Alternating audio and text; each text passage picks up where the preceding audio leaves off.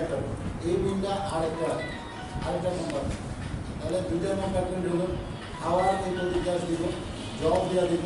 আমরা যে বোতলটা দেওয়া আজকে একটু কথা বলবো বিলের সাথে করবেন, বাকি কিছু আমরা মেনটেন্যান্সের টুকটাক করাই দিচ্ছি, ঠিক আছে?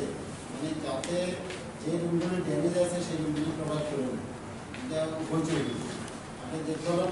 আরও একটু পরে কথা বলে মিটিং আছে,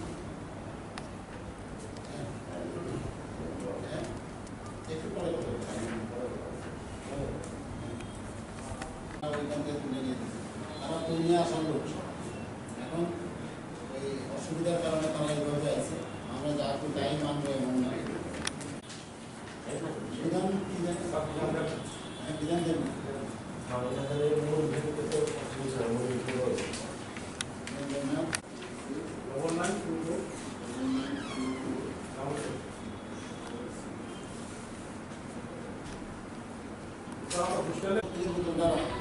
যাতে একজনের ভিতরে একজনের আসতে পারে। আমরা যে বড় জারটা দিয়ে দেবো সেখান থেকে নেব, আমরা জল জার দিয়ে করছি।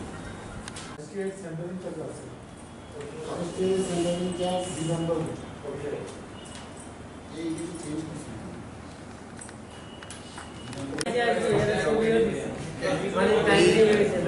দু একদিনের মধ্যে ব্যাঙ্গালোর থেকে এবং রাজ্যের বাইরে বিভিন্ন জায়গা থেকে যারা লকডাউনের কারণে আটকে আছে তাদেরকে রাজ্যে ফিরিয়ে আনার ব্যবস্থাপনা করেছেন রাজ্য সরকার।